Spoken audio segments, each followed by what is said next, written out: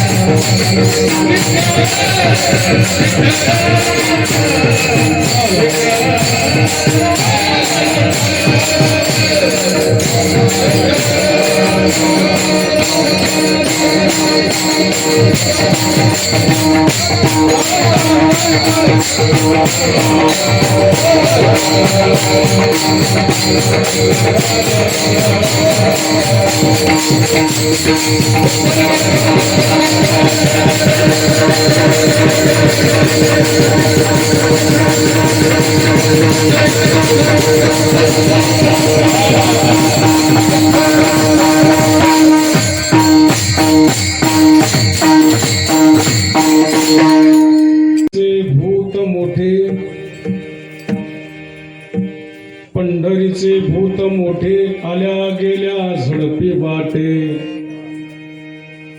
बहु खेचरीचे रान जाता वेडे होय मन तेथे जाऊ नका कोणी तेथे जाऊ नका कोणी गेले नाही आले परतोणे बहु खेचरीचे रान जाता वेडे होय मन तुका पंढरीसी गेला पुन्हा जन्मा नाही आला बहु खेचरीचे रान जाता वेडे होय म्हण विठ्ठल विठ्ठल विठ्ठल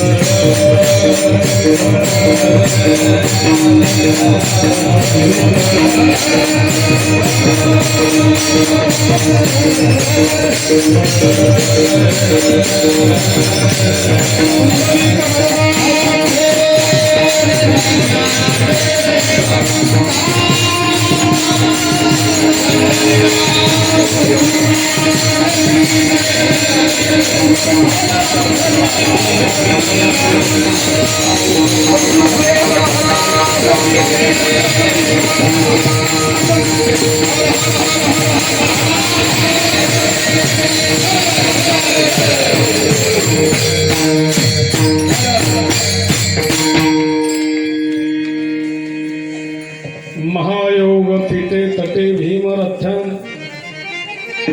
वरम पुंडरीकाय धातुं मुनीन्द्रे समागत्य तिष्ठन्तमानन्दकन्दं परब्रह्मलिंगं भजे पांडुरंगं पांडुरंगा करू प्रथम नमन दुसरे चरण संतांचिया त्यांच्या कृपादाने कथेचा विस्तारू बाबाजी सद्गुरुदास तुका जयांचे केले स्मरण होय सकळ विद्यांचे अधिकरण तेची वंदू श्रीचरण श्री गुरूंचे ते नमस्कार उणी आता ओम नमो ज्ञानेश्वरा करुणा करा दयाळा तुमचा अनुग्रह लाधलो पावन झालो चराचरे मस्तक हे पाया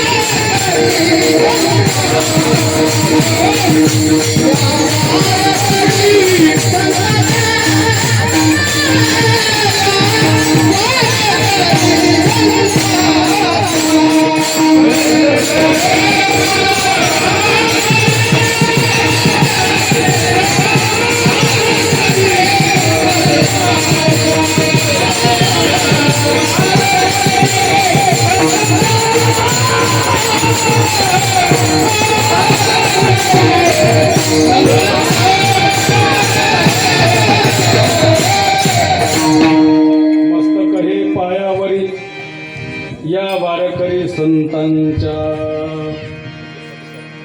पंढरीचे भूत मोठे आल्या गेल्या झडपी वाटे बहु खेचरीचे रान जाता वेडे होय मन प्रस्तुत प्राप्त स्थळी प्राप्त प्रसंगी सेवेसाठी निवडलेला अभंग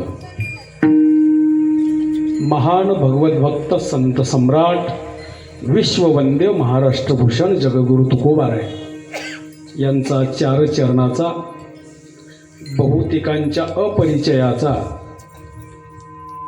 अभंग सेवेसाठी निवडलेला असून या अभंगाद्वारे जगद्गुरु तुकोबाराय भगवान पंढरीश परमात्म्याचा व्यतिरेक रूपानं परिचय करून देतात. विठाला विठाला विठाला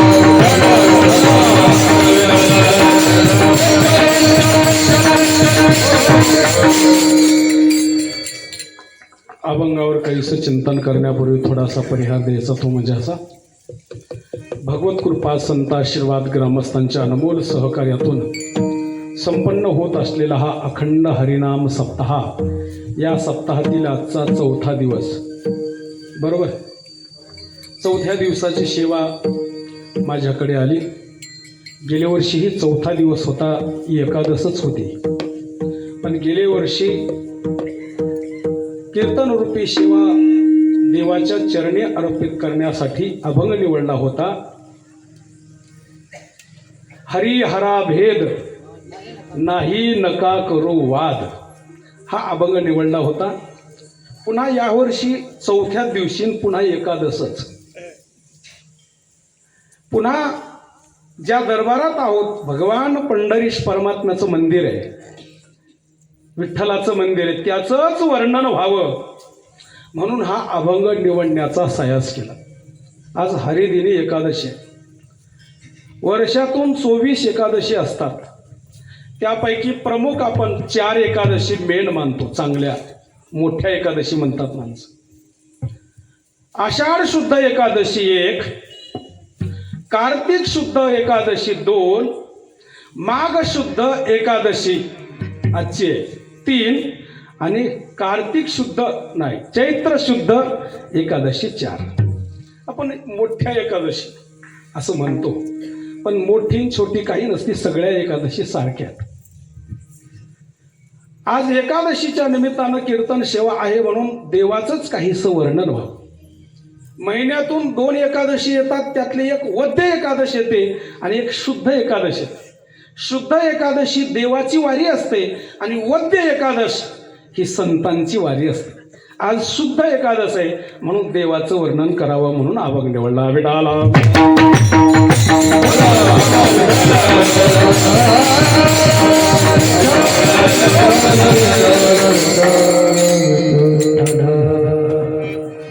जगद्गुरु तुकोबाराय या अभंगातून व्यतिरेक रूपानं परिचय करून देतात. व्यतिरेक म्हणजे एक अन्वय रूपानं आणि एक व्यतिरेक रूपानं. अन्वय रूपानं आपल्याला सगळ्यांना परिचय मानास त्या अभंगाचा. सुंदर ते ध्यान उभे विटेवरे करकटावरे महाराज हे अन्वय रूपानं सरळ सरळ जसं आहे तसं सांगणं त्याला अन्वय रूपानं म्हणतात. आणि व्यतिरेक रूपानं म्हणजे थोड्याशा वेगळ्या बाजूनं सांगणं, वेगळं करून सांगणं. गावामध्ये एकाच नावाचे माणसं बऱ्याच गावात असतात. गोविंदराव बहुतेक सगळ्या गावामध्ये आहेत. तुमच्या गावात आहेत की नाही? आहेत. जवळपास 10 तरी तुमच्या गावात गोविंदराव असतात. पण त्याच्यामध्ये गोविंदरावामध्ये काही फरक असतो. काही टोपीवाला गोविंदराव असतो, काही धोतरवाला गोविंदराव असतो, काही पुन्हा पॅन्ट म्हणतात पांढरा पॅन्ट, काही पांढरा पॅन्टवाला गोविंदराव असतो. काही काही गावामध्ये नकटा गोविंदराव राहतो. तुमच्या गावात असेल तर सोडून द्या बरं का. तसं एखाद्या वेळेस कोणता गोविंदराव आहो ते नकटा गोविंदराव नाही का, म्हणजे पटकन ध्यानात आहे. असं वेगळ्या रूपानं वर्णन करणं म्हणजे त्याला व्यतिरेक रूपानं वर्णन करणं म्हणतात. विडाला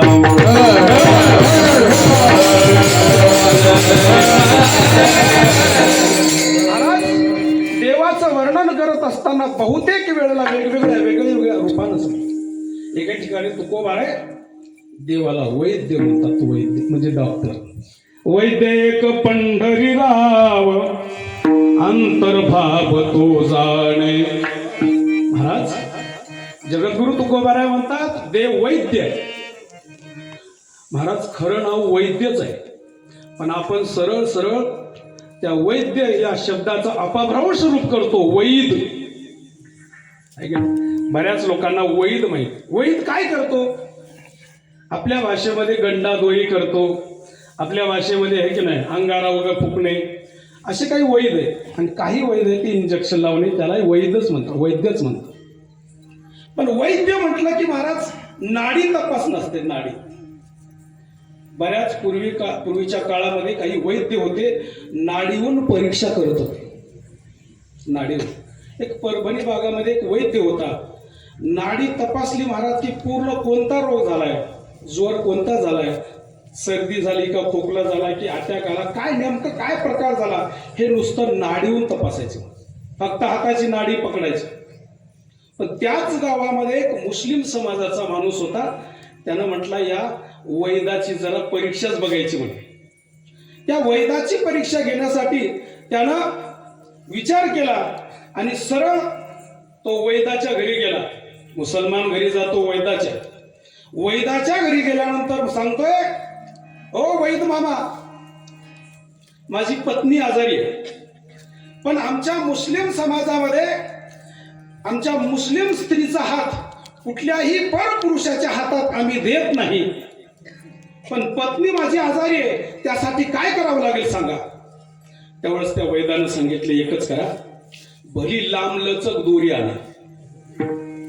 भली लांबलचक दोरी आणा, एक टोक माझ्या हातात द्या आणि शेवटचं टोक तुमच्या पत्नीच्या हातात द्या. तरीही तुमच्या पत्नीला कोणता रोग झालाय हे नक्की मी सांगणार.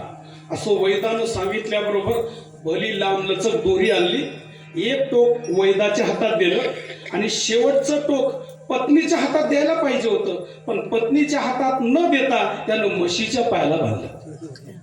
म्हशीच्या पायात गोठ्यातल्या आणि पळत गेला आणि वैद्याला विचारतोय, दादा वैद दादा सांगा माझ्या पत्नीला काय झालंय सांगा. वैद्यानं विचार केला आणि प्रश्न केला. वैद मामा म्हणतात, अरे बाबा तुझ्या पत्नीला काय झालंय ते नंतर सांगेल, पण तू म्हशी सोबत लग्न कधी केलास हे सांग. म्हशी सोबत लग्न कधी केलास.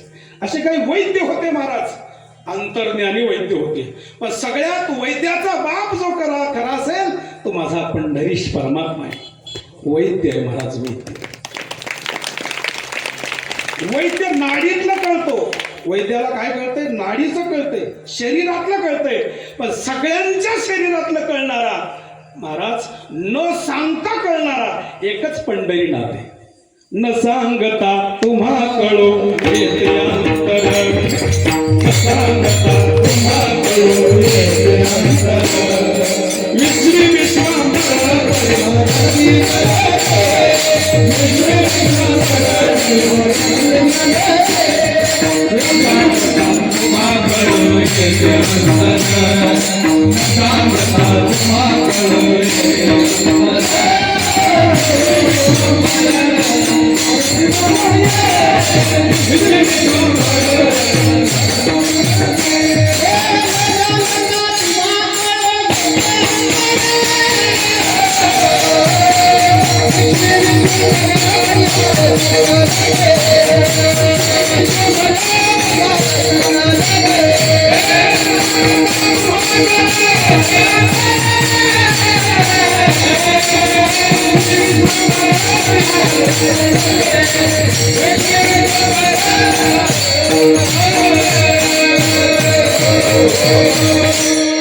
देवाला सगळं कळतं. देव कसा आहे त्याचं वर्णन गीतेमध्ये केलेलं आहे. अविनाशी तू तद्विधी येन सर्वविदं ततं, विनाश भव्य शास्य न कश्चित कर्तुमर्हति. नैनं छिन्दन्ति शस्त्राणि नैनं दहति पावकः, न चैनं क्लेदयन्त्यापो न शोषयति मारुतः. अच्छद्योय मदायोय मक्लेद्यशोष्यैव च नित्य सर्वगत स्थानो रचलोयम सनातनः. कळालं ना तुम्हाला? नाही कळालं तर उग हो म्हणत जा बरं का महाराज. असा हा परमात्मा आहे. त्याला न सांगता सगळं कळतं. जगात काय चाललंय, कुठं काय चाललंय, सगळं कळतं महाराज. आपोआप कळतं. शूटिंग करताना मोबाईल सुद्धा खाली पडला हे सुद्धा कळतं. विठाला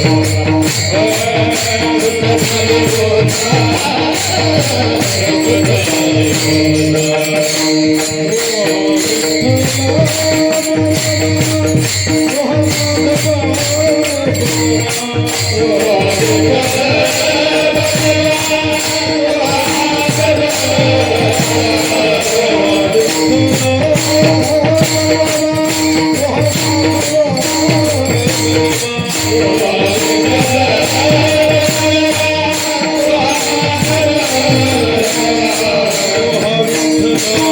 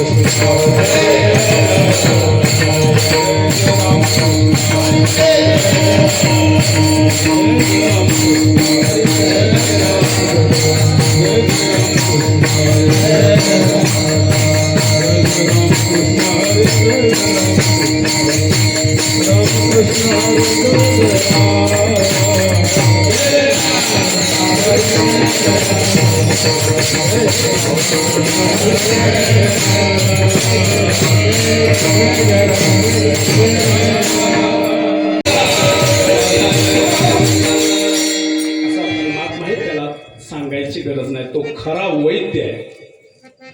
नसता आपले वैद्य काय करतात माहिती, डॉक्टरकडे गेल्यानंतर एखादा रोगी ठीक आहे ना, रोगी जर डॉक्टरकडे गेल्यानंतर पालथं पडा म्हणतात, झोपा, तोंड वासा, डोळे वटारा, पुन्हा पालथं पडा, पुन्हा उठून बसा, छाती आहे की ना, श्वासोश्वास घ्या, पुन्हा सोडा, बसा लगेच. काय झालंय तुम्हाला असं विचारलं जातं. हे सगळ्या क्रिया विचारल्या जातात, पण देवाला काहीही सांगावं गरज, आपोआप अख्ख्या सगरोळीमध्ये काय चाललंय, नांदेडमध्ये काय चाललंय, बारामतीमध्ये काय चाललंय, हे सगळं कळतं, न सांगता कळतं, आपोआप कळतं. म्हणून खरा वैद्य रावती आहे. काही ठिकाणी वैद्य म्हटलंय, काही ठिकाणी वेगवेगळे देवाला नावं दिलेले आहेत, महाराज वेगवेगळे नावं दिले. पण या अभंगामध्ये देवाला भूत म्हटले, भूत.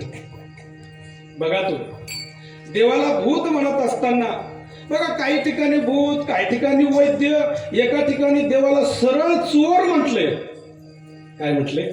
चोर म्हटले. म्हणजे हे व्यतिरेक रूपानं देवाचं वर्णन आहे. कारण देवाचं वर्णन केल्यानंतरच महाराज देवाचं देवत्व आपल्याला कळतंय, म्हणून देवाचं वर्णन करावं लागतं. एखाद्या वस्तूचा महिमा कळून घेण्यासाठी त्याचं वर्णन आपल्याला माहिती असावं लागतं, त्याचा महिमा माहिती असावा लागतो. महिमा वर्णन केल्याशिवाय, महिमा सांगितल्याशिवाय त्याचं महत्व कळत नाही. विडाला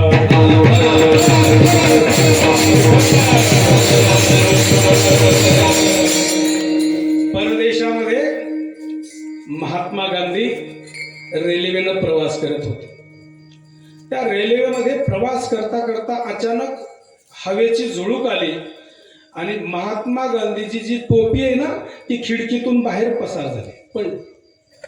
पडल्यानंतर महात्मा गांधींना बेचैन झाले. महात्मा गांधी, माझी टोपी गेली, माझी टोपी गेली म्हणून त्या रेल्वेची चेन ओढली, म्हणजे रेल्वे थांबण्यासाठी चेन ओढली.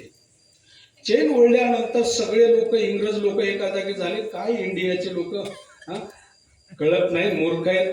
साध्या टोपीसाठी, 1.5 रुपयाच्या टोपीसाठी एवढी मोठी गाडी रेल्वे थांबवली 1.5 रुपयाच्या टोपीसाठी. त्यावेळेस महात्मा गांधीनं उत्तर दिला, रे तुम्ही 1.5 रुपयाची टोपी समजू नका, ती टोपी माझ्या भारत देशाची टोपी आहे. लक्षात ठेवा, माझ्या भारत देशाची टोपी आहे. त्या टोपीचं महत्व फक्त महात्मा गांधीला माहिती आहे, तुम्हाला कळणार नाही, आपल्याला कळणार नाही. म्हणून महाराज, एखाद्या वस्तूचं महत्व, एखाद्या वस्तूचा महिमा सांगितल्याशिवाय त्या वस्तूचं महत्व कळत नाही. बेटाला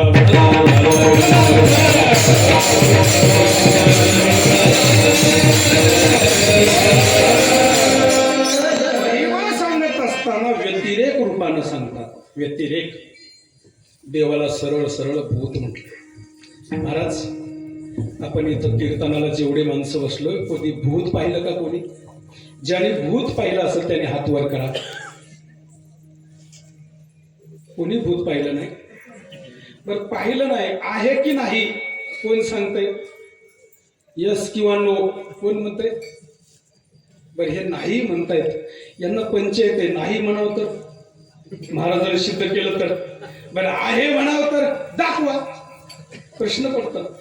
भूत, एखाद्या वेळेस भूताची गोष्ट आपण जेव्हा सांगतो त्याला विलक्षण रूपाची जेव्हा प्रक्रिया घडते तेव्हा त्याला भूत असं म्हटलं जातं. सरळ सरळ विलक्षण प्रक्रिया घडते ना. एखाद्या वेळेस एखादा मनुष्य दररोज 1 भाकर खातोय, पण एके दिवशी त्यानं 4 भाकरी खाल्ल्या. घरचे काय म्हणतील? तुम्हाला काय भूतानं धरले का एवढं खायला? हा, सरळ आहे ना. विलक्षण जेव्हा प्रक्रिया होते तेव्हा सरळ सरळ माणसं भूताचं नाव घेतात. विठाला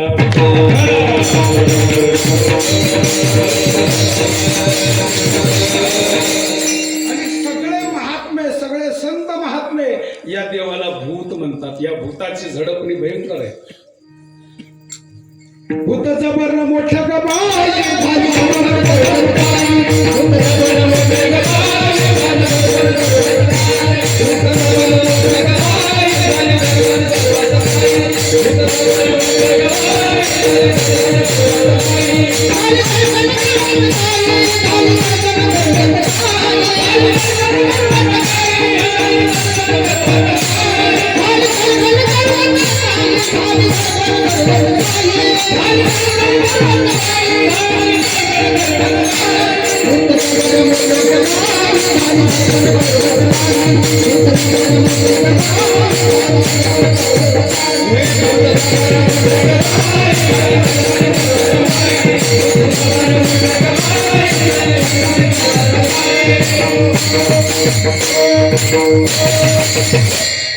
कोणाच्या अंगात येणार नाही.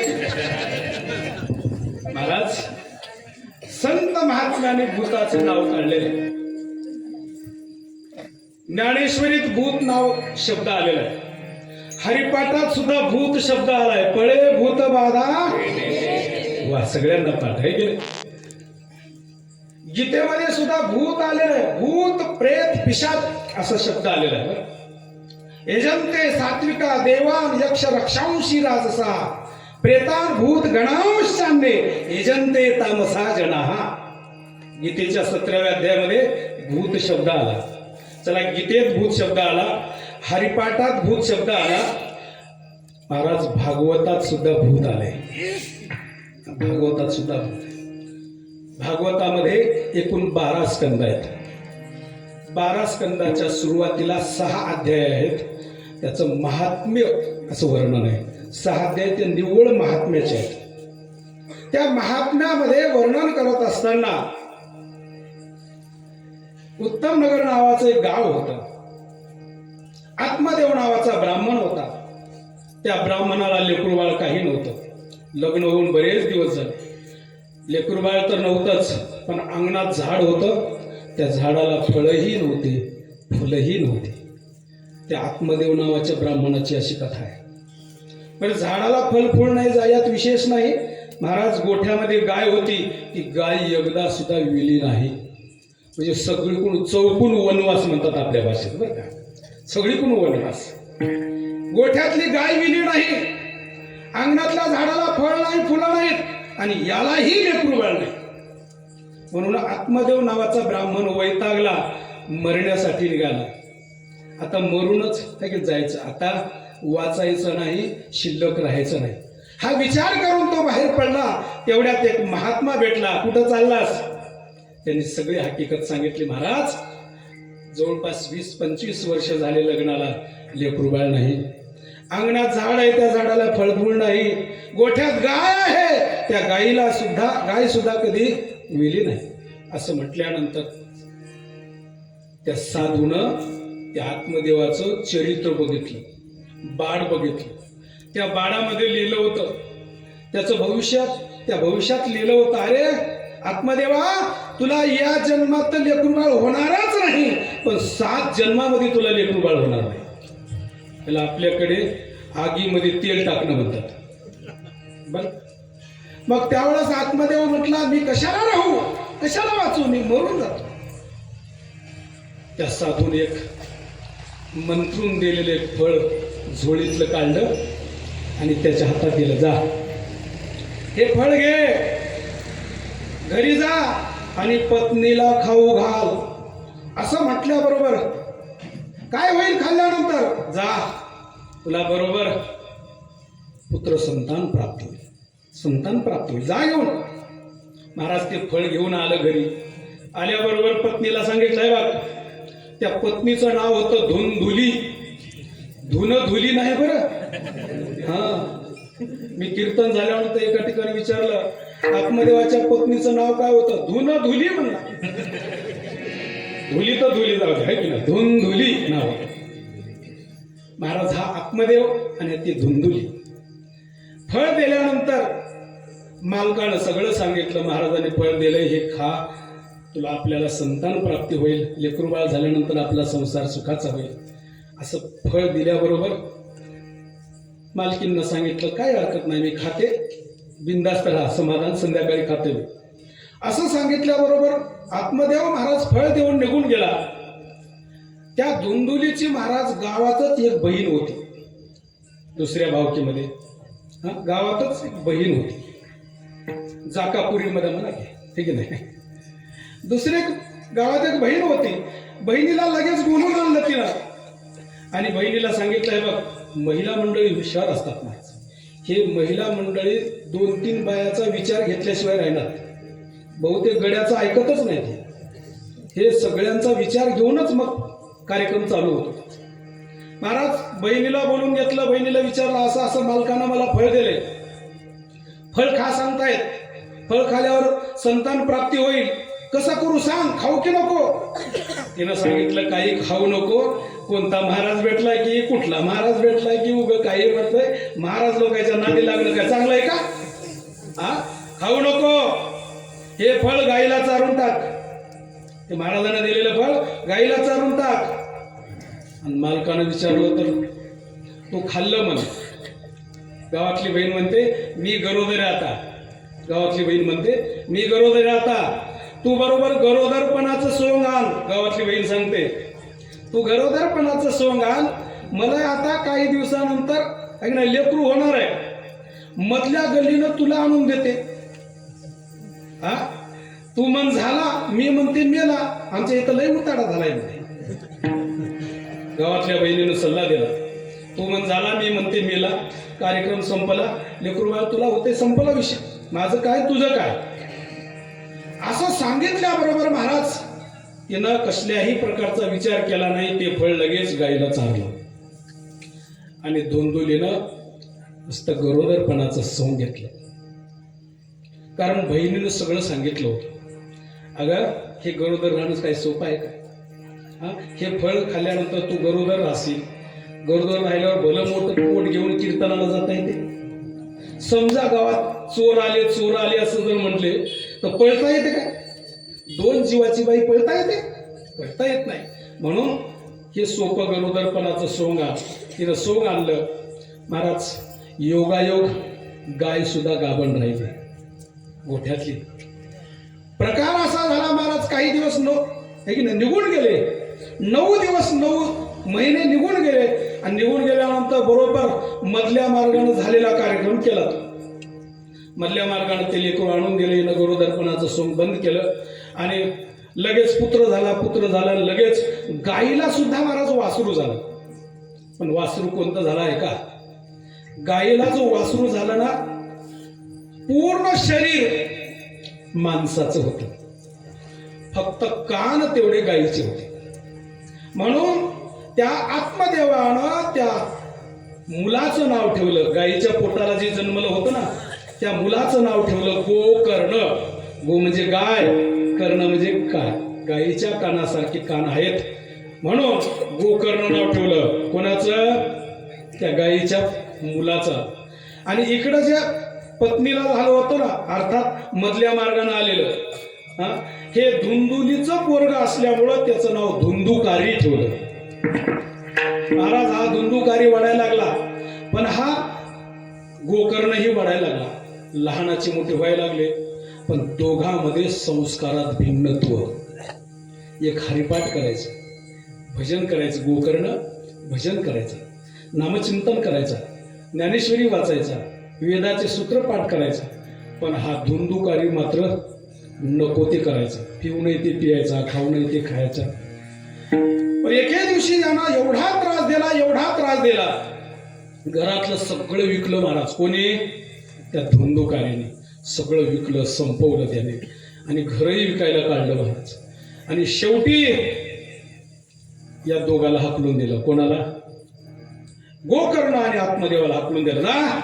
इथं थांबायचं नाही. शेवटी आत्मदेव रडत होता. असे लेकरं जन्माला येण्यापेक्षा मरून गेलेलं बरं. त्यावेळेस गोकर्णानं उपदेश केला पोरानं, बरं का, लहान लेकरानं मोठ्या माणसाला उपदेश केला. आत्मदेवा बाबा, अरे माया सुता दिशो ममता विमुंच. हे माया ममता काहीही कामाची नाही, सोडून द्या. गोकर्णानं असा उपदेश केला आणि उपदेश केल्यानंतर घराच्या बाहेर निघून गेले महाराज. धुंदुकारीनं सगळं विकलं, घर विकलं, सगळं वेश्येच्या ताब्यात राहिला. आता याच्याकडे काहीच नाही म्हणून त्या बायानं, वेश्येनं महाराजांना मारून टाकलं, संपवलं. आणि जसं त्या धुंदुकारीला संपवलं, तो धुंदुकारी महाराज पिशाच योनीला गेला, भूत झाला. भूत होऊन गोकर्णाच्या स्वप्नात आला आणि गोकर्णाला सांगितलं, दादा मी तुझा भाऊ आहे, मी मेलोय, तुझा भाऊ आहे. आता हे मला भयंकर त्रास होतोय, हे भूत योनी काही चांगली नाही, मला भयंकर त्रास होतोय, याच्यातून मला मुक्त कर. त्यावेळेस गोकर्णानं सांगितलं, मी गयेला आलोय, गयेला पिंडदान करतो तुझं. त्यावेळेस त्या धुंदुकारीनं त्या भूतानं सांगितलं, दादा अरे तू हजारो पिंडदान केलंस तरी याच्यातून मी मुक्त होणार नाही, मला भूत योनीतून मुक्त होण्यासाठी काहीतरी उपाय कर. त्यावेळेस सूर्यनारायणाची उपासना केली महाराज गोकर्णानं. आणि सूर्यनारायणाची उपासना केल्यानंतर सूर्यनारायण प्रगट झाले. सूर्यनारायणाला विचारलं, ओ सूर्यनारायणा, सांगा माझ्या भाऊला मुक्त करायचंय, भूत या योनीला तो प्राप्त झालेला आहे, मुक्त करायचं, काय करावं? त्यावेळेस सूर्यनारायणानं सांगितलं, एकच त्याला उपाय, भागवत ऐकल्याशिवाय भूत योनीतून मुक्त होणार नाही. महाराज भागवत ग्रंथ लावला, 7 दिवस भागवत ग्रंथ लावला आणि 7 दिवसामध्ये महाराज त्या मंडपामध्ये जे गाठी राहतात ना मंडपाला, आता बघा गाठी आहेत आहे ना मंडपाला, त्या गाठीमध्ये येऊन तो भूत येऊन राहिला, म्हणजे धुंदुकारी येऊन राहिला. भागवत सुरू झालं. पहिल्या दिवशी भागवत झालं, फटकन आवाज यायचा मंडपात, गाठ सुटायची. दुसऱ्या दिवशी आवाज झाला, महाराज लक्ष देऊन तो ऐकत होता. धुंदुकारी म्हणजे भूत बरं का, लक्ष देऊन ऐकत होता. का? कारण आपल्याला हे त्रास नकोय, आपल्याला मुक्त व्हायचंय, आपला उद्धार करून घ्यायचा आहे. लक्ष देऊन ऐकत होता. आणि गोकर्ण महाराज भागवत सांगत होता. 7 दिवस भागवत झाल्यानंतर त्याचा उद्धार झाला आणि महाराज विमानच न्यायला आलं त्याला. अर्थात सांगायचं तात्पर्य, भूत योनी भागवतामध्ये सांगितली म्हणजे भूत खरं आहे. विठाला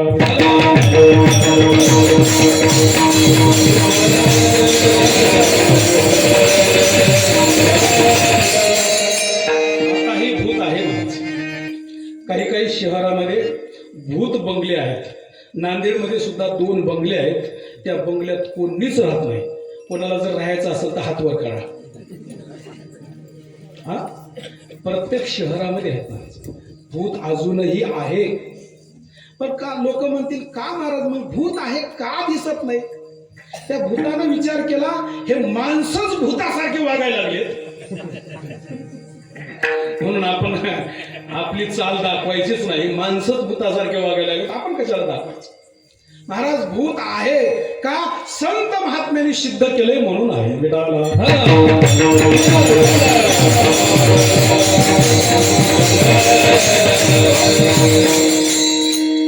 जवळपास 10 वर्ष झाले मुंबईमध्ये फार मोठं मेडिकल कॉलेज आहे. तुम्हाला कीर्तन झाल्यानंतर त्या कॉलेजचं नाव सांगतो. त्या कॉलेजच्या विद्यार्थी एकत्र आले नाश्त्यासाठी. दररोज एका हॉटेलवरती यायचे. पोरामध्ये चर्चा झाली, का रे भूत भूत भूत म्हणता आहे की नाही? सगळे पोरं म्हणले नाही, हे कल्पना खोटी आहे, अजिबात नाही. कोण म्हणलं भूत आहे? बरं असेल तर कुठे आहे? ते जे आहे म्हणणारा होता त्याने सांगितलं, बघ तुला जर भूत नाही म्हणायचं असेल तर एक काम कर, अमावस्याच्या दिवशी रात्री 12 वाजता आपल्या शव आगारामध्ये, म्हणजे मुर्दा घर जिथं बरेचसे मुर्दे ठेवलेले राहतात, हा त्या शव आगारामध्ये मुर्दा घरामध्ये जायचं. किती वाजता जायचं? 12 वाजता. कोणत्या दिवशी जायचं? हा, भर अमावस्या असली पाहिजे. अर्धी आदल्या दिवशी ना अर्धी दुसऱ्या दिवशी नाही, भर अमावस्या असली पाहिजे. आणि त्या दिवशी संध्याकाळी 12 वाजता त्या मुर्दा घरमध्ये जायचं. पण जाताना पेढे घेऊन जायचे.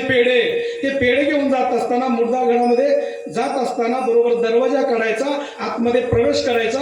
पहिल्या जो स्टॉलवर म्हणजे त्याच्यावर गाड्यावर जो पहिला मुर्दा बसलेला आहे त्याच्या हातात पेढा ठेवायचा.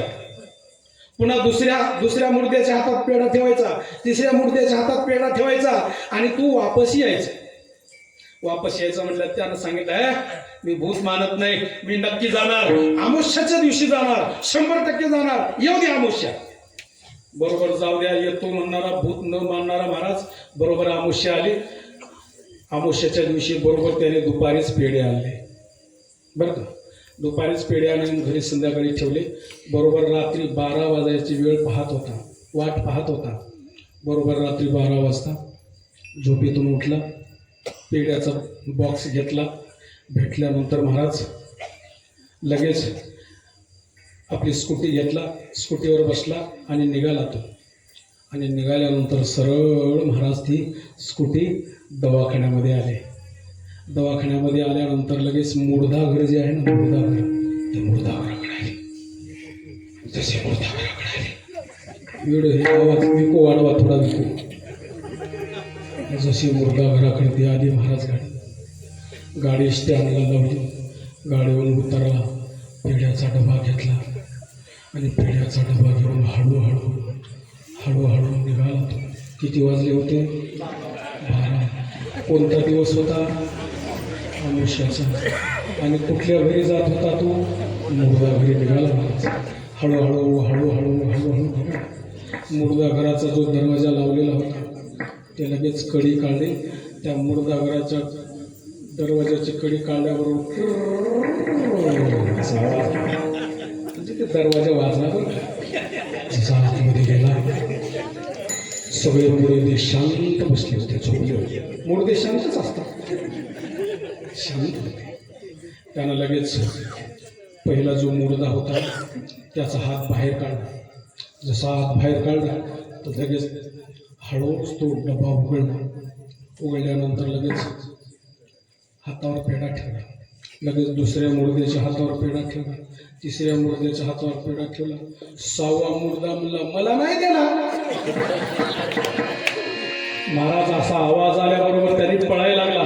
पळता पळता फरशीहून घसरून पडला, जाग्यावर मेला. लक्षात ठेवा, ही मेडिकल कॉलेजची घडलेली घटना आहे. विडाला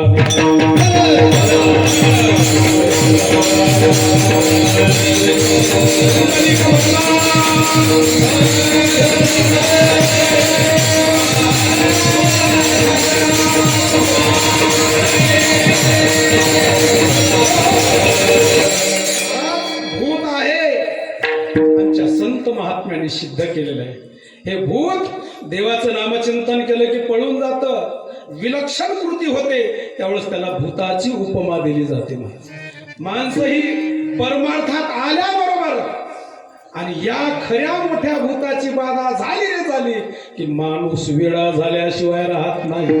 म्हणून फार मोठं हे भूत आहे. अभंगाच्या पहिल्या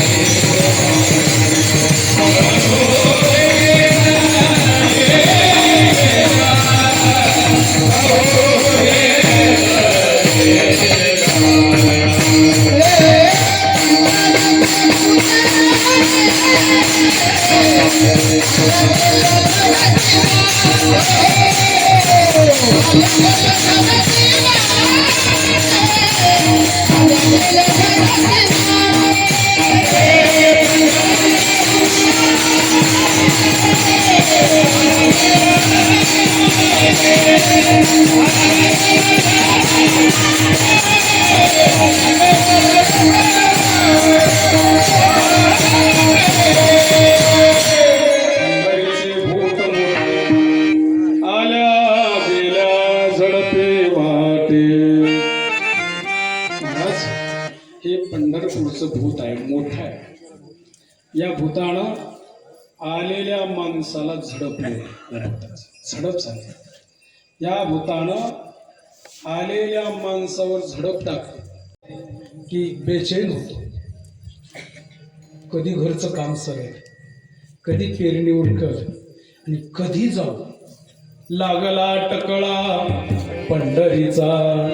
महाराज, खरा वारकरी आहे ना, त्याला काहीच कोणाचं घेणं देणं नाही. खरा वारकरी कोणाला म्हणतात? शास्त्र असं सांगतं, आपणही वारी करतो आणि दुसऱ्यालाही वारीला नेतो, त्याला खरा वारकरी म्हणतो. खरा नास्तिक कोणाला म्हणतात? आपण तर देवदेव करतच नाही पण दुसऱ्यालाही करू देत नाही, त्याला खरा नास्तिक म्हणतात. असे काही नास्तिक आहेत. पण महाराज, या भूताची झडप एकदा झाली रे झाली. फार मोठं भूत आहे.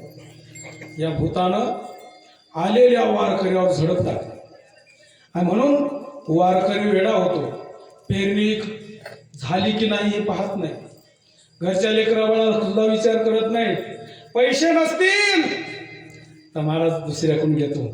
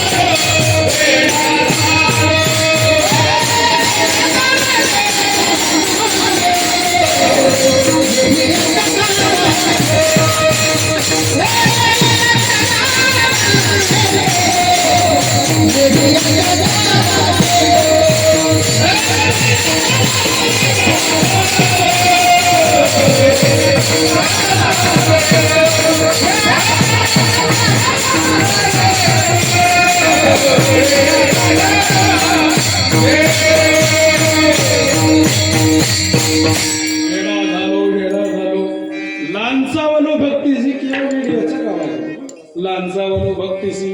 खरा हा वेडेपणा आहे.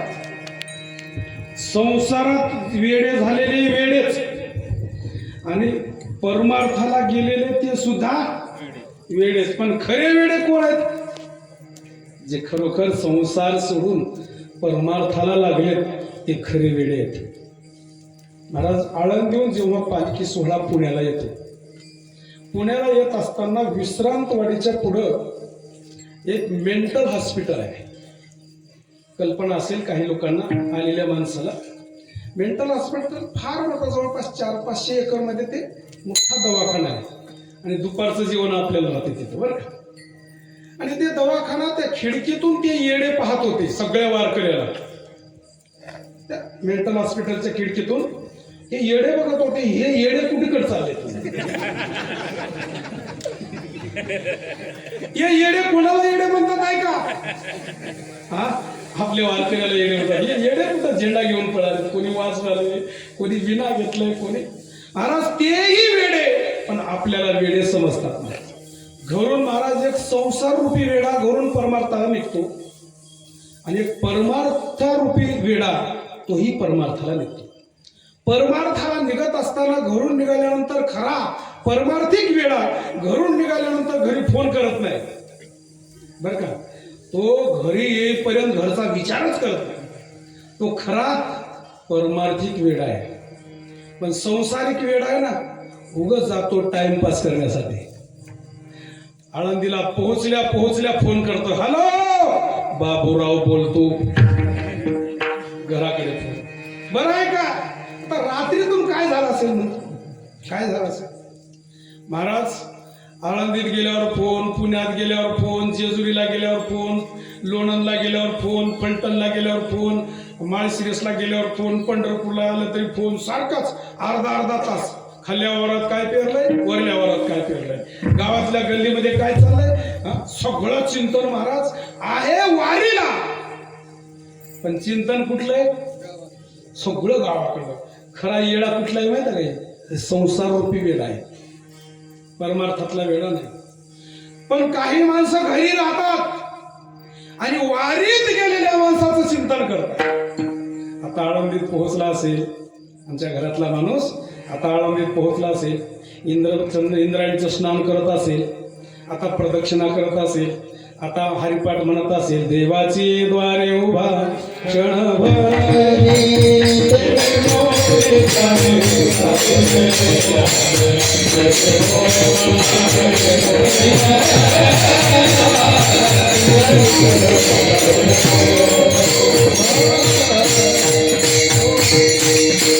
घरचे माणसं वारीत गेलेल्या माणसाचं चिंतन करतात. आता हरिपाठ म्हणत असेल, आता प्रदक्षिणा करत असेल, आता बुरा आलेला चिवडा खात असेल. बरं बुरा आलेला चिवडा खालात दर्शनाच्या वारीमध्ये मधातूनच शिरला असेल. कारण या घरच्या लोकांना हे वारीला गेलेलं बेनच म्हणतात इकडं. कसं आहे ते चांगलं माहिती आहे महाराज. वारीला असावं.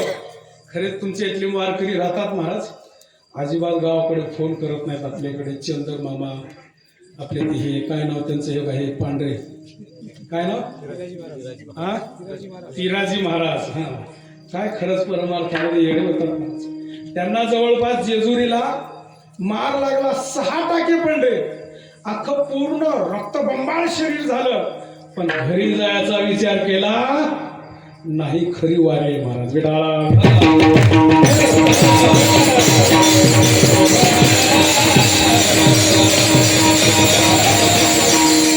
महाराज वारीत राहून घराकडलं चिंतन करतात आणि घरी राहून वारीतल्या माणसाचं चिंतन करतात. खरी वारी कोणाची आहे? हा घरी राहण्याला वाटत असेल महाराज आपल्याकडूनच बोलत आहे. घरी राहणाऱ्याला वाटतंय काही कसं महाराज आपल्याकडून बोलायला. खरं सांगा, घरी राहून चिंतन जर होत असेल तर खरी वारी त्याची आहे. विठाला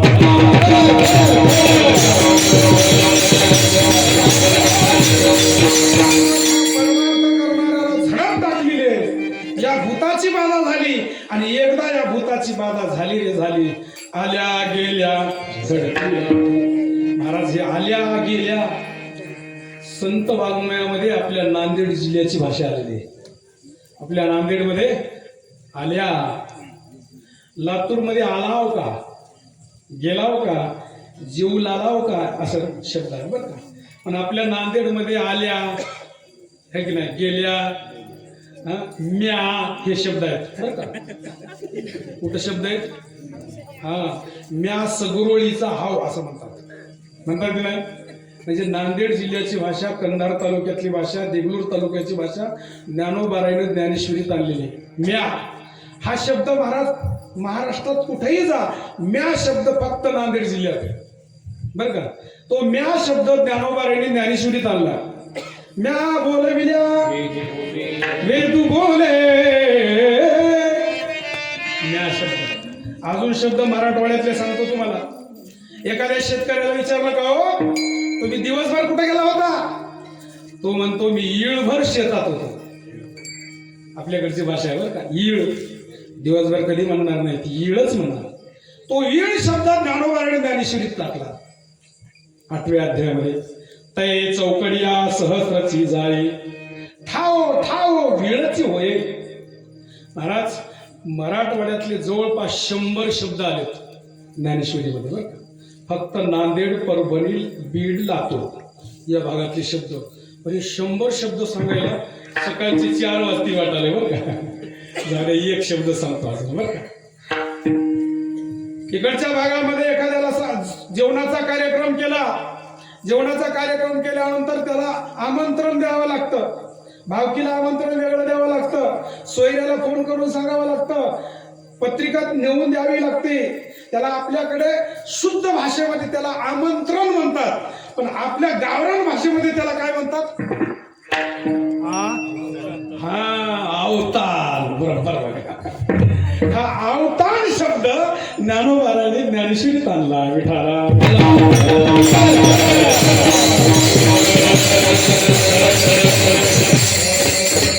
तुम्हाला सांगायला तेवढा ताण आला नाही बरं का.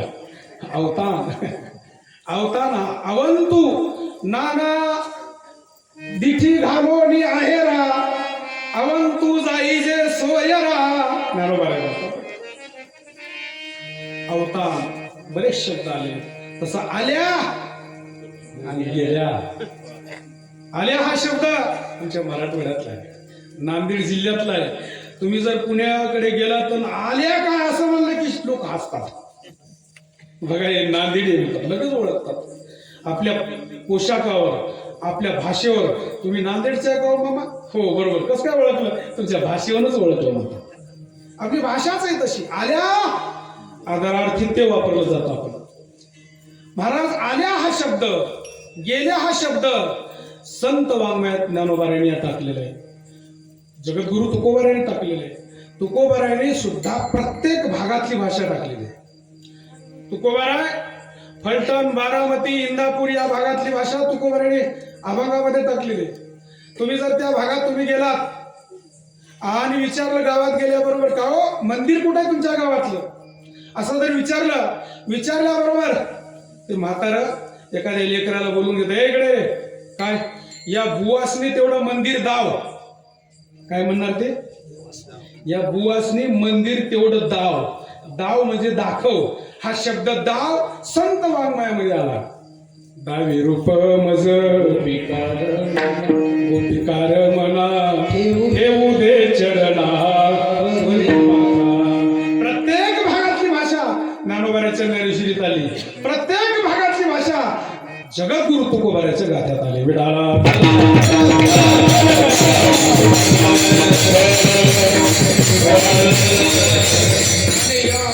भूताची झडपण झाली रे झाली की महाराज आल्या गेल्या झडपी वाटते.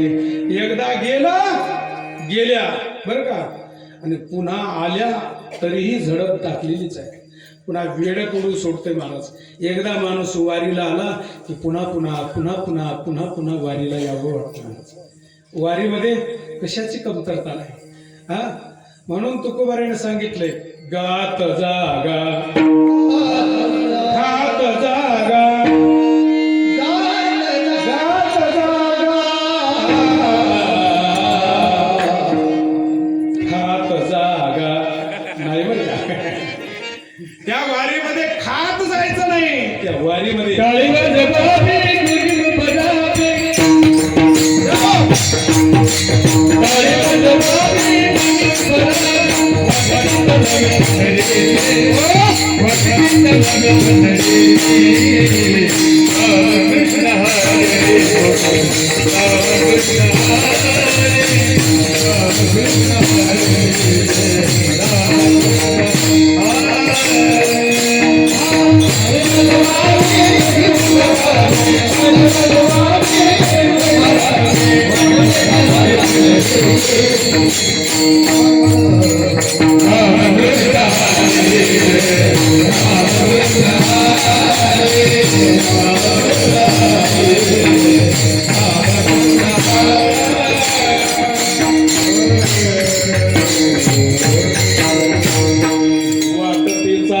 पंढरीचे. महाराज पंढरपूरला का जायचे? वारीमध्ये का सामील व्हायचे? त्याच्यामध्ये अनेक गुणधर्म आहेत. महाराज, आपल्याला शरीराला व्यायाम नाही येत, त्याच्यामुळं प्रत्येकाच्या शरीरामध्ये रोगानं प्रभाव टाकलेला आहे. बऱ्याच लोकांना शुगर आहे. जवळपास इथं कमीत कमी 150 लोक निघतील शुगरवाले. बीपी, शुगर हे सगळ्यात आता खेडोपाडी झाले. पहिलं शहरातच रोग होता पण आता हा घरोघरी झालाय. पण हे बीपी शुगर जर कमी करायचं असेल तर महाराज, वारीमध्ये चालल्यामुळं आपला शुगर कमी होते, बीपी कमी होते. चालल्यामुळं आपला व्यायाम होतो. व्यायाम होऊनही महाराज आपल्या कायिक तप निर्माण होतं, आपल्याला तप प्राप्त होतं, पुण्य प्राप्त होतं त्या वारीमध्ये चालल्यानंतर. आणि चालून चालून थकलं की महाराज जेवण जातं वारीमध्ये. किती जेवायचं असेल तर वारीमध्ये कसं जेवावं हे कळतं महाराज. घरी माणूस तेवढं जेवण करत नाही, पण वारीमध्ये चपात्या संपतो माणूस. एकही वाढपी माघारी जाऊ देत नाही. चपाती घेता का? येऊ द्या. बुंदी घेता का? येऊ द्या. महाराज जेवताना कसल्याही प्रकारची कमतरता करत नाही. वारीमध्ये पोटभर खाते, घरी जेवत नाही माणूस. म्हणून वारीमध्ये महाराज अनेक प्रकारचे फायदे होतात, पण वारीला आलं पाहिजे.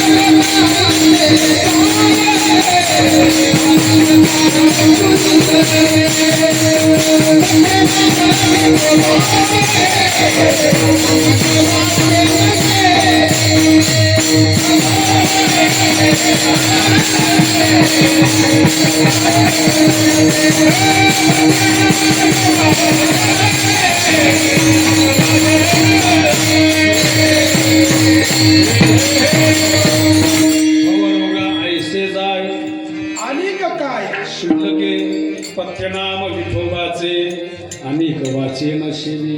महाराज, या भूताची एकदा झडपण झाली माणूस वेडा होतो, पुन्हा पुन्हा वारीला जातो. एकदा वारीला गेला की पुन्हा पुन्हा कीर्तनाला, पुन्हा पुन्हा भजनाला. नाहीतरी महाराज संसारात काय सांगा आनंद आहे. महाराज कितीही कमवून पोरांना द्या, पोरं शेवटी उलट बोलणारच, शेवटी बापाचा अपमान करणारच. का बापाचा अपमान करणार? कारण बापानंच बापाचा अपमान केलेला आहे. बापानं अपमान केलेला आहे. परंपरा एवं परंपरा प्राप्त मिमम राजा श्रेयो विदुहो, हे परंपरा चालत आहे. महाराज, त्या बापाचं नावच पिता म्हणतात इकडं. पिता ते सकाळी उठल्या उठल्या पिता. काही जणाला कळालं नाही, त्याचं नावच पिता. उठल्याबरोबर पिता, 4 वाजता पिता, नावच त्याचं पिता. पोरानं काय आदर्श घ्यायचा? म्हणून खरी झडपण या देवाची आहे. आणि खरी या संसारामध्ये काहीही नाही. कितीही कमवणार, किती करोडो रुपये असू द्यावं, काय कामाचे? खरंच आपल्याला जेव्हा दवाखान्यात वेळ येते, काय कामाचे आपले कितीही पैसे? जीव चाललाय आपला, जीव जातोय, गेला, लाखो रुपये असून काय कामाचे? कालच आपल्या या महाराष्ट्राचे नेते गेले महाराज. खरं सांगा, किती पैशाला कमी आहेत? सिंचन घोटाळ्याचे पैसे आहेत, सगळे पैसे कमी आहेत का पैसे? पण आले का कामाला? शेवटी नाही महाराज, कोणाचेच येणार नाही. मोठा मनुष्य असू द्या, कितीही मोठा असू द्या, रावणाची ती गत झाली, आपले काय महाराज? मोठाले धन मिळवून कोट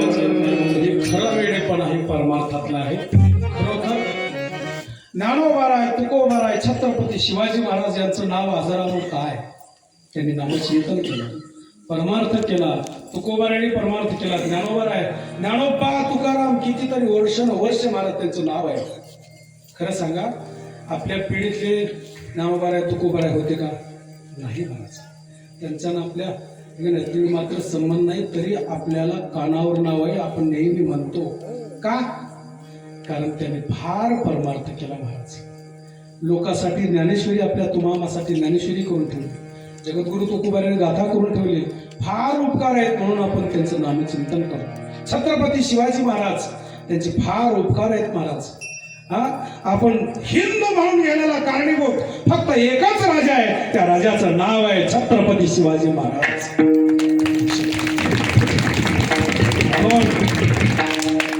परमार्थ करणारे त्यांचं नाव अजरामर होते अजरामर मामा तुमचं नाव काय हा लक्ष्मण तुमच्या वडिलाचं नाव काय पुंडलिकराव तुमच्या आजोबाचं नाव काय शामराव त्या शामरावाच्या वडिलाचं नाव काय काही माहिती नाही सदाशिवच्या वडिलाचं नाव काय सखाराम उगा मनानं सांगू नका जे खरं असेल ते तर सांगा बरं सखारामाच्या वडिलाचं नाव काय माहित नाही मला हा महाराज आजोबा पंजोबा खापड पंजोबा चिपड पंजोबा यांचं नाव माहित राहतील आपल्याला पण किती 700 वर्ष झाले आमच्या ज्ञानोबारायचं नाव अजूनही तोंडामध्ये विडाला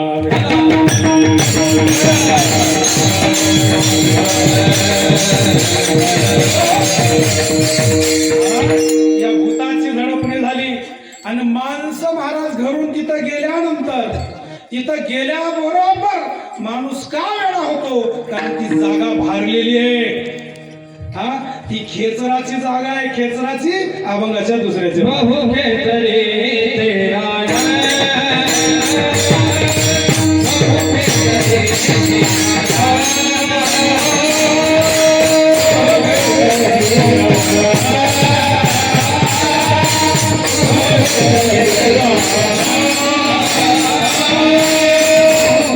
Thank you.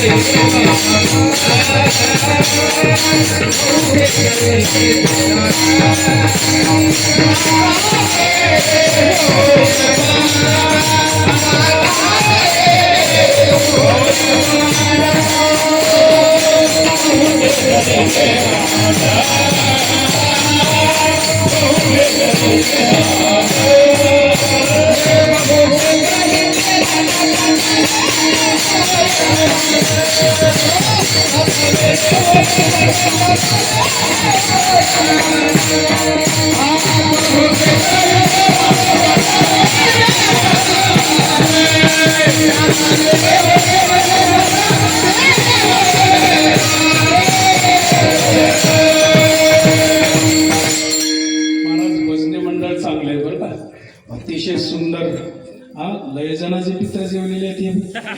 हा, सुंदर आहेत एकदा सगळ्यांनी टाळे वाजवा यांच्यासाठी. महाराज हे तरुण मुलं आहेत किती सुंदर आहेत. हा सावरीकर महाराज ना, सावरीकर महाराज बरोबर. हे लहान लहान मुलं किती सुंदर आहेत महाराज, नाचतायत मग किती आनंद आहे. आपल्या लेकरालाही असं शिकवलं पाहिजे. हा हे लेकरं किती सुंदर उभे राहिलेले आहेत, पर्ण बांधून उभे राहिलेत. खरोखर विठ्ठेवरचा विठ्ठल परमात्मा वाटतात महाराज. एक एक असं वाटतंय यांच्या चेहऱ्याकडे सारखं बघावं असं वाटतंय महाराज. हा? आपली लेकरं खरपडे आपले घरचे बघा नीट दिसतात.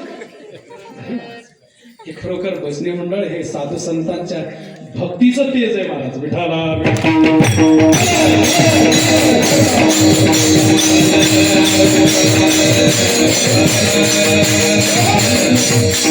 जगद्गुरु तुकोबाला अभंगाच्या दुसऱ्या चरणात म्हणतात, या देवाच्या दरबारामध्ये हे जे रान आहे पंढरपूरचं रान, त्या पंढरपूरचं रान भारलेलं आहे, भारलेलं. काही जागा भारलेल्या राहतात महाराज, काही जागावरच महाराज अपघात होतात. सरळ जागा असते पण नेहमी अपघात तिथंच होतात, कारण ती जागा खराब असते. काही काही ठिकाण खराब असतं महाराज. काही काही ठिकाणी गेल्यानंतर जेवायला मिळत नाही, माणूस उपवासी असतो राहतो. काही काही वेळच अशी येते की महाराज काहीच खायला मिळत नाही, आणि काही काही वेळ अशी येते की दिवसातून 4-5 वेळा जेवायचं समोर मिष्टान्न येते. अशी स्थिती होती महाराज. हा काही काही वेळा जेवायला मिळत नाही. एका घरी मी सकाळी गेलो बरं. असा योग आला, सकाळी गेलो की मावशी सकाळी 9 वाजता किचन रूम मध्ये आली, इथून बाहेर आले, हॉलमध्ये आले. महाराज पाया पडली पाया. म्हणजे महाराज तुम्ही आता आलात तसं जेवण करून जा. काय म्हणले ती ना, तुम्ही आलात आता जेवण करून जा, मी आत्ता स्वयंपाक बनवते म्हणून महाराज बरोबर 9 वाजता किचन रूम मध्ये गेले आणि बरोबर 10 वाजता बाहेर आले. मला वाटलं आता बसा जेवायला, मग ते काय की 1 तासानं आले. 10 वाजता आल्याबरोबर महाराज म्हणजे काय बनवू सांगा. बघा आता इथून सुरुवात. मला वाटलं काय जेवायला बसा, म्हणजे काय बनवू सांगा. मिलो मावशी तुमच्या मनावर काहीही बनवा, लवकर जेवू घाला. हा मला लांब जायचं, जरा लवकर जेवू घाला. 10 वाजता आत्ता स्वयंपाक करते म्हणून महाराज गेली किचन रूम मध्ये. परत बाहेर 1 तासानंतर 11 वाजता आली आणि आल्याबरोबर म्हणाली, महाराज पुरण घालू काय. काय म्हणते ती, पुरण घालू काय. मी म्हणलो काय करायचे ते लवकर करा. पुन्हा महाराज 11 वाजता आतमध्ये गेली किचन रूम मध्ये, पुन्हा 12 वाजता आली. आल्याबरोबर म्हणते, महाराज पुरण काय तुरीच्या डाळीचं घालू का हरभऱ्याच्या डाळीचं घालू का मुगाच्या डाळीचं घालू. मी म्हणलो महाराज मावशी मला आता तूच पुरून घाल मला. कल्पना करा महाराज, काही वेळ अशी येते की जेवायलाच मिळत नाही, आणि काही वेळेला फुल माणूस जेवतोय. पण ती पंढरपूरची जागा आहे ना, तिथं गेल्यानंतर माणूस वेडा होतो. जाता वेडे हो, ती खेसराची जागा आहे. तिथं महाराज भारलेली जागा आहे. तिथं गेल्याबरोबर माणूस नम्र होतो, वागतो. पाया पडे जण पंढरीच्या लोकांनाही अभिमान, पाया पडे जण एकमेका. तिथं माणसं पंढरपूरला गेले की महाराज नम्र होतात, नम्र. गावाकडे आल्यावर नम्री होतात आणि पंढरपूरला गेल्यावर नम्र होतात. नम्र झाला भूता तेने कोणी दे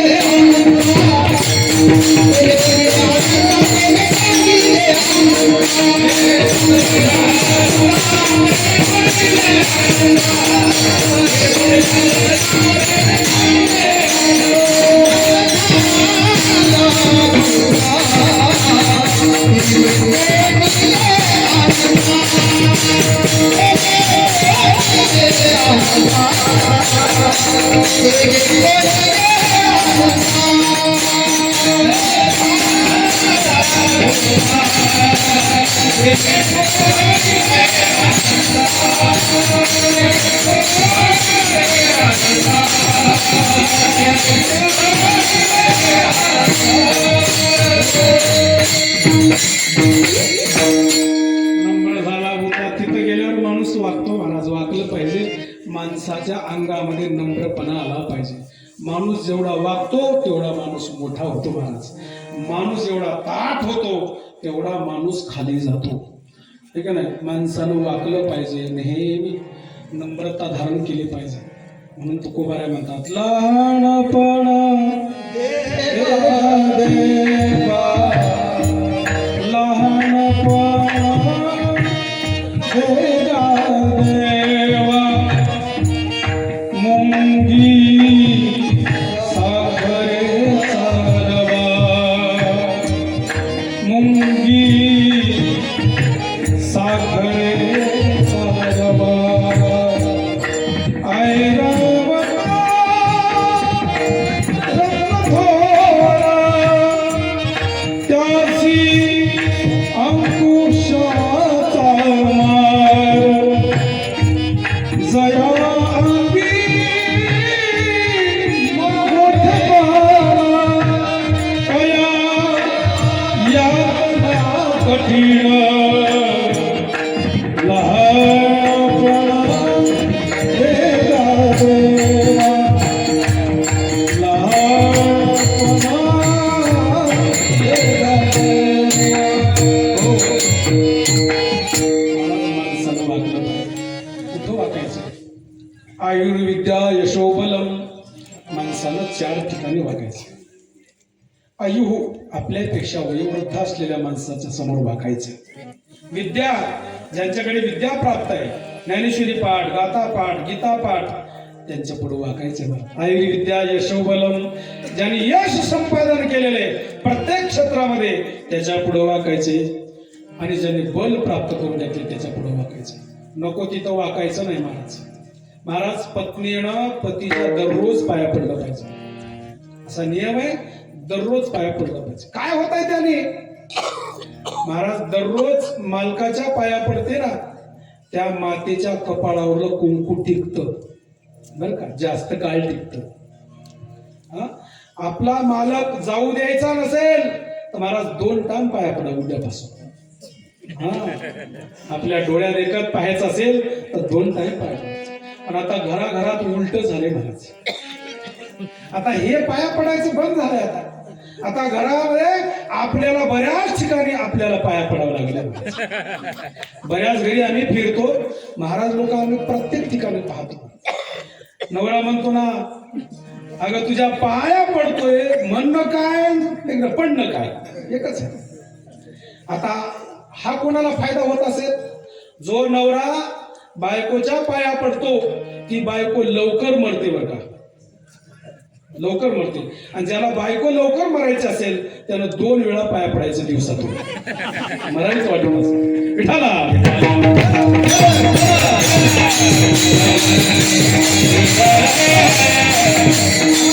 नतमस्तक व्हायचंय, संतांच्या चरणावर नतमस्तक व्हायचंय आणि देवाच्या चरणावर नतमस्तक व्हायचंय. हे साष्टांग दंडवत असं म्हटलं नाही. माणसानं वाकायचंय.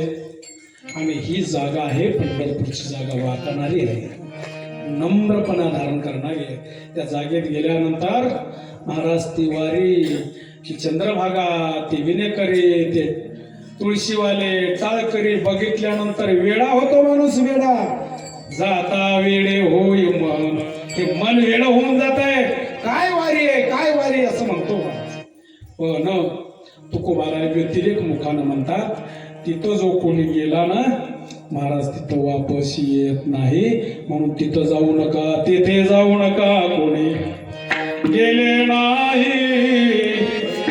आले परतोडे, तिथं जाऊ नका कोणी.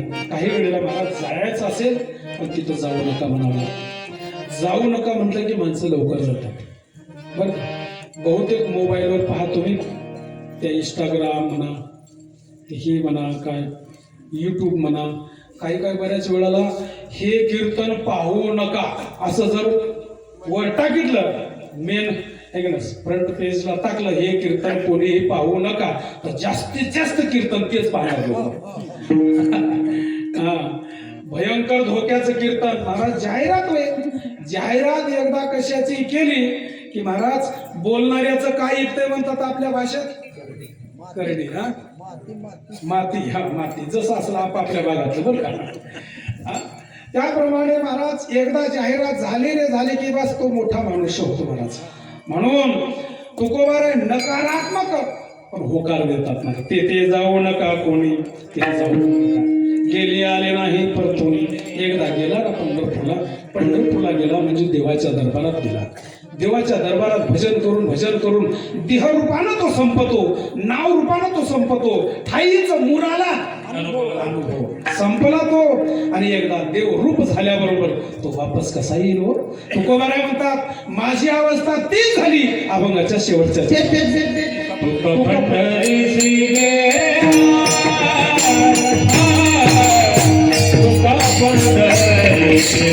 नळावर हापशावर लय आवाज असतो. कमी नाही, भजन जोरात करायचं, टाळी वाजून म्हणायचंय विठ्ठल रखुमाई, विठ्ठल रखुमाई, शंकर उमाई, शंकर उमाई. तुमचा आवाज म्हणजे कोकिळा आहे, कोकिळा. आमचा आवाज म्हणजे कावळा, आमच्या आवाजाला काही किंमत नाही. आता फक्त पुरुष मंडळी. विठ्ठल रखुमाई, विठ्ठल रखुमाई. ताळाला वेळ नाही बरं का. पुरुष वर्ग नापास, फक्त महिला मंडळी. मोठ्या आवाजात म्हणायचं, टाळी वाजवून म्हणायचंय, फक्त महिला मंडळी बरं का. विठ्ठल रखुमाई, शंकर उमाई, काही वाजत नाही.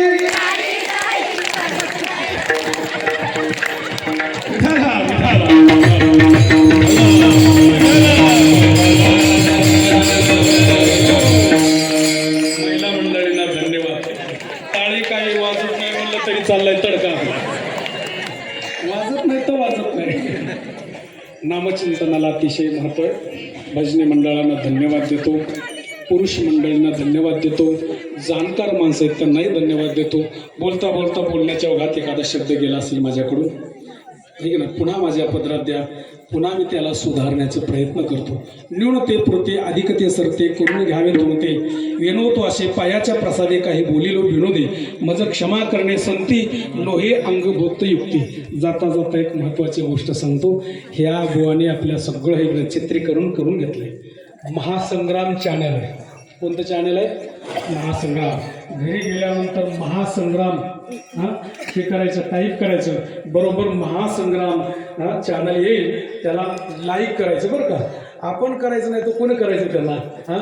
जेणेकरून जास्तीत जास्त आहे की नाही, त्याला काय म्हणतात, त्याला सबस्क्रायबर हे यांचे वाढले पाहिजेत आणि कीर्तन ऐकले पाहिजेत. यांना तुम्ही आपण सगळेजण बघितल्यानंतर, सगळ्यांनी लाईक केल्यानंतर महाराज यांना जास्तीत जास्त आहे की नाही यांचा प्रचार होईल. यांचा प्रचार झाला म्हणजे तुम्हा आमाचाही ठीक ना, सगळ्याचा प्रचार. आपलं सुद्धा चित्रीकरण आपण कसं भजन केलं आपल्यालाच पाहायचं असेल तर आपल्या मोबाईलमध्ये पाहता येईल. आपण कसं नामचिंतन केलं, म्हणून महासंग्राम चॅनलला लाईक करून सहकार्य करायचे. धन्यवाद. सगळ्यांनी एकदा तुकाराम तुकाराम भजन करायचे. Tukaram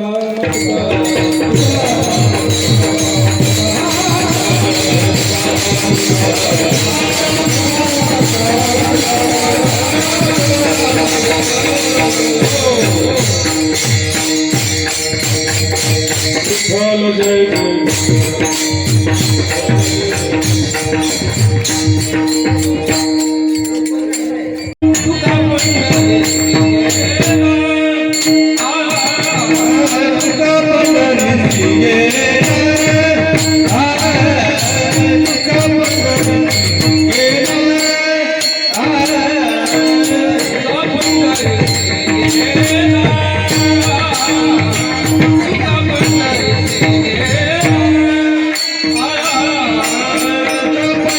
Thank you.